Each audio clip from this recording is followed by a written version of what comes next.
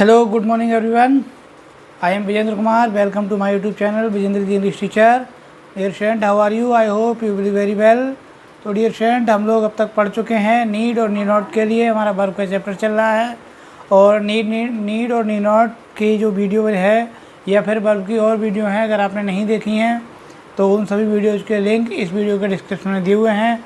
आप वहाँ से जाकर उनको ज़रूर देख लें ताकि आपकी वर्ब की एक सीरीज़ कंप्लीट हो जाए और आप अच्छे से उसको समझ सकेंगे जब एक सीरीज़ क्लियर हो जाएगी तो। और आज हम पढ़ने वाले हैं डेयर और डेयर नॉट के लिए। डेयर और डेयर नॉट के लिए पढ़ने वाले हैं क्योंकि जैसे नीड और नी नॉट को पढ़ा वैसे ही हमारे डेयर और डेयर नॉट को पढ़ेंगे। और टॉपिक को शुरू करने से पहले बस आपसे यही कहना चाहेंगे कि अगर आपने अभी तक हमारे चैनल को सब्सक्राइब नहीं किया है तो चैनल को सब्सक्राइब कर लें, बेल आइकन को प्रेस कर लें। वीडियो अच्छी लगे तो लाइक करें, कमेंट करें और ज़्यादा से ज़्यादा शेयर कर दें। बेल आइकन को प्रेस इसलिए करना है कि ताकि मेरी कोई भी यूजफुल वीडियो आपसे मिस ना हो जाए। और ज़्यादा से ज़्यादा शेयर कर देंगे तो दूसरों का भी, आपके साथ साथ दूसरों का भी भला हो जाएगा। तो आइए हम आज का टॉपिक शुरू करते हैं। डेयर और डेयर नॉट के लिए पढ़ते हैं आज की वीडियो में हम। देखिए, डेयर और डेयर नॉट, डेयर का मतलब होता है चैलेंज यानी चुनौती। कोई हमें चुनौती देता है या हम किसी को चुनौती देते हैं तो उस अर्थ में हम डेयर और डेयर नॉट का यूज करते हैं। लेकिन अब यहाँ बात आती है कि जब डेयर का अर्थ चुनौती देना हो, क्योंकि इसके रूल्स अलग अलग हैं। रूल 1, रूल 2 हम अभी तो केवल चुनौती वाले मामले में कर रहे हैं, लेकिन हम बाकी देखते हैं कि इसको हम किस किस तरह से यूज कर सकते हैं, किन किन नियमों के तहत इसको हम यूज कर सकते हैं डेयर और डेयर नॉट के लिए। तो मतलब कहने का है, जब डेयर का अर्थ चुनौती देना हो तो इसका प्रयोग सामान्य वर्ब की तरह किया जाता है। यानी कैसे? सब्जेक्ट और नंबर के पर्सन के अनुसार ही, सब्जेक्ट और नंबर के पर्सन के अनुसार ही प्रेजेंट टेंस में डेयर या डेयर्स का यूज करते हैं। अगर सिंगुलर सब्जेक्ट है, थर्ड पर्सन है, तो हम डेयर्स यूज करेंगे। और अगर पर्सन है, सेकंड पर्सन है, और थर्ड पर्सन में भी अगर सिंगुलर नंबर नहीं है, प्लूरल नंबर है, तो हम डेयर का यूज करेंगे, ना कि डेयर्स का। ठीक है, अब देखते हैं। जैसे ही एग्जाम्पल दिया है यहाँ पे, he dares me to climb to peak. He dares me to climb to peak. Dares मतलब वही बात आई, वह चुनौती देता है। मी मतलब मुझको, to climb to the peak, चोटी पर चढ़ने की, यानी वो मुझे चोटी पर चढ़ने की चुनौती देता है। दूसरा है आई डेयर यू, मैं तुम्हें चुनौती देता हूँ। आई डेयर यू, मैं तुम्हें चुनौती देता हूँ। टू कंप्लीट योर होमवर्क, तुम अपना होमवर्क पूरा कर लो विदाउट मी, मेरे बिना। मैं तुम्हें इस बात की चुनौती देता हूँ कि तुम मेरे बिना अपना होमवर्क कंप्लीट करके दिखाओ, तब जानूँ। होता है ना कभी कभी कुछ एक्स्ट्रा होशियार होते हैं, तो एक्स्ट्रा होशियार जो सोचते हैं कि मेरे बिना कुछ नहीं होगा, लेकिन सामने वाला कर जाता है अगर पढ़ने में अच्छा है तो I dare you to complete your homework without me, मैं तुम्हारे लिए मेरे बिना अपने होमवर्क को पूरा करने की चुनौती देता हूँ। तो ये तो रहा हमारा रूल नंबर 1। अब देखते हैं रूल नंबर 2। रूल नंबर 2 में क्या है कि डेयर इन नेगेटिव सेंटेंसेज। अब हम डेयर का यूज नेगेटिव सेंटेंस में करेंगे। जैसे हम नीड का यूज कर रहे थे, तो नीड की तरह ही नेगेटिव सेंटेंस में डेयर के बाद, नीड की तरह ही अगर नेगेटिव सेंटेंस में डेयर के बाद अगर कोई negative word, not, never, none, not, never, none, ये 3 वर्ड हैं, इनमें से कोई भी आए, तब क्या होगा कि थर्ड पर्सन सिंगुलर के साथ भी डेयर का ही यूज करते हैं, ना कि डेयर्स का। थर्ड पर्सन सिंगुलर सब्जेक्ट के साथ भी हम डेयर का ही यूज करेंगे, ना कि डेयर्स का। इन्फिनेटिव टू का प्रयोग नहीं किया जाता है। इन वाक्यों में क्या होता है कि इन्फिनेटिव टू का यूज नहीं करते हैं। जैसे he dare not fight with me, he dare not fight with me, वो मुझे अपने साथ लड़ने की चुनौती नहीं देता है। या I dare not stand before you, मैं तुम्हारे सामने खड़े होने की चुनौती नहीं देता हूँ।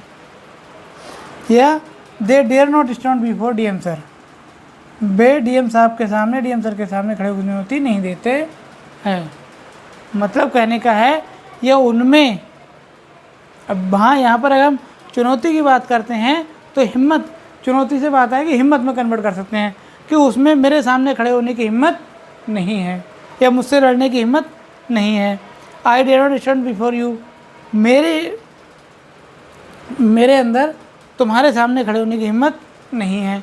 या they dare not stand before DM sir, उनमें डीएम साहब के सामने खड़े, डीएम सर के सामने खड़े होने की हिम्मत नहीं है। तो यहाँ चुनौती और हिम्मत को कनेक्ट कर दिया गया। तो हमारे 2 रूल इसके डेयर और डेयर नॉट के कंप्लीट हुए। आई होप आपको समझ आ गए। ठीक है, आगे चलते हैं अपने। रूल नंबर 3 में क्या है कि डेयर इन इंटरोगेटिव सेंटेंसेज, कि डेयर का यूज हम इंटरोगेटिव सेंटेंस में कैसे करेंगे। इसमें यही बताया है कि जो डेयर से सेंटेंस शुरू होगा, जो भी इंटरोगेटिव सेंटेंस है और वो डेयर से शुरू होगा, तब थर्ड पर्सन का सिंगुलर नंबर अगर है, थर्ड पर्सन का सिंगुलर नंबर है, तो प्रेजेंट टेंस में उसके साथ हम डेयर का ही यूज करेंगे, ना कि डेयर्स का। डेयर का ही यूज करेंगे, ना कि डेयर्स का। और इन्फिनेटिव का यूज नहीं किया जाता है यहाँ पर। देखिए एग्जाम्पल क्या है, dare he speak before you, तो dare he speak before you, यहाँ ये डेयर दिया हुआ है, हमने डेयर का यूज किया है ही के साथ में, ना कि डेयर्स का, इस नियम के अकॉर्डिंग। दूसरी चीज़, हमने कहीं पर भी इन्फिनेटिव का यूज जैसा नियम में बताया नहीं किया है, ठीक है ना। Dare he speak before you, क्या वो तुम्हारे सामने बोलने की हिम्मत रखता है, या क्या उसमें तुम्हारे सामने बोलने की हिम्मत है, या एक तरह से हिम्मत चुनौती ही है उसके लिए। तो dare he repeat the mistake, क्या वो गलती को दोहराने की हिम्मत रखता है, क्या उसके अंदर गलती को दोहराने की हिम्मत है। तो यहाँ पर भी हमने कोई एस का प्रयोग नहीं किया और ना ही हमने कहीं इन्फिनेटिव का यूज किया है। तो इस तरह से ये हमारा रूल नंबर 3 कंप्लीट। सेम हम नीड और नीड नॉट की तरह ही पढ़ रहे हैं, सब कुछ वैसा ही है, बस शब्द चेंज है। नीड की जगह डेयर दिया हुआ है, इतना फ़र्क है। देखिए रूल नंबर 4 के अकॉर्डिंग क्या है, डेयर इन डू इंटरोगेटिव्स। डेयर जो है डू इंटरोगेटिव के साथ में कैसे यूज होगा कि डू, डज, डिड से जितने भी इंटरोगेटिव सेंटेंस शुरू हों उनमें इन्फिनेटिव का यूज किया जाता है, इन्फिनेटिव टू का यूज किया जाता है। जैसे डज, अभी डज पहले आ गया, ही डेयर, अब डेयर के जस्ट बाद टू का यूज, इन्फिनेटिव का यूज कर दिया। Does he dare to challenge you, does he dare to challenge you, क्या उसमें तुम्हें चुनौती देने की हिम्मत है। यहाँ पर चुनौती डबल हो जाएगा, उस क्या उसमें तुम्हें चुनौती देने की, चैलेंज देने की हिम्मत है। या फिर did he dare to argue with you, क्या उसमें तुम्हारे सामने या तुमसे बहस करने की हिम्मत थी, क्या उसमें तुमसे बहस करने की हिम्मत थी। तो यहाँ पर ये डेयर टू का यूज कर दिया। नहीं, यहाँ पर इन्फिनेटिव, ये टू जो है ये इन्फिनेटिव है और डेयर का यूज किया ही गया है, तो इस तरह से इसको हमने यूज किया है। इस तरह से रूल नंबर 4 भी कंप्लीट। और 5 कहता है डेयर नॉट, ऐसे नेगेटिव वाक्यों में सिंगुलर या प्लूरल, चाहे सिंगुलर हो या प्लूरल हो, दोनों ही सब्जेक्ट के साथ में डेयर नॉट का यूज करते हैं, ना कि डेयर्स नॉट का।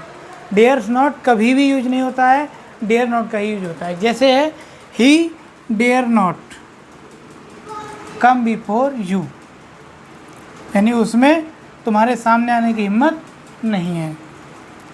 आई dare not go there alone, मुझ में वहाँ अकेले जाने की हिम्मत नहीं है। तो यहाँ पर डेयर नॉट का यूज हो गया।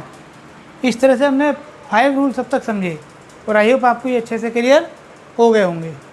क्लियर, ये भी सेम वैसे ही है, डेयर नॉट है प्लस पास्ट पार्टिसिपल, जैसे नीड नॉट है प्लस पास्ट पार्टिसिपल था। इससे हमें ये पता लगता है कि भूतकाल में कोई काम किया गया था, पास्ट टेंस में कोई काम किया गया था, वो या तो अनावश्यक था, फिजूल का था, या फिर वो अनुचित था। 2 बातें होती हैं, या तो इसका कोई मतलब ही नहीं था, बेकार फालतू किया गया, या अनुचित था जो कि नहीं करना चाहिए था। जैसे किसी के साथ व्यवहार गलत कर दिया तो बाद में पछतावा होता है, तो वो नहीं करना चाहिए था, ऐसा अनुचित होता है। तो यहाँ पर जैसे बात आती है फॉर एग्जाम्पल के लिए कि he dare not have gone alone at dark night, मतलब यहाँ निकल के वही बात आती है कि उसे ऐसी काली रात में अकेले नहीं जाना चाहिए था, ऐसी काली रात में उसे अकेले नहीं जाना चाहिए था। तो ये बात क्या है, ये अनावश्यक है, जिसका कि कोई मतलब नहीं है। क्या ज़रूरत थी, कोई काम है तो ठीक है, और फिर भी अकेले नहीं जाना चाहिए था। दूसरी बात है you dare not have challenge him like this, तुम्हें उसके लिए इस तरह का चैलेंज नहीं देना चाहिए था, तुम्हें उसके लिए इस तरह का चैलेंज नहीं देना चाहिए था। तो ये बात क्या है, ये अनुचित हो गई, किसी को गलत तरीके से चैलेंज कर दिया तो ये अनुचित बात हो गई।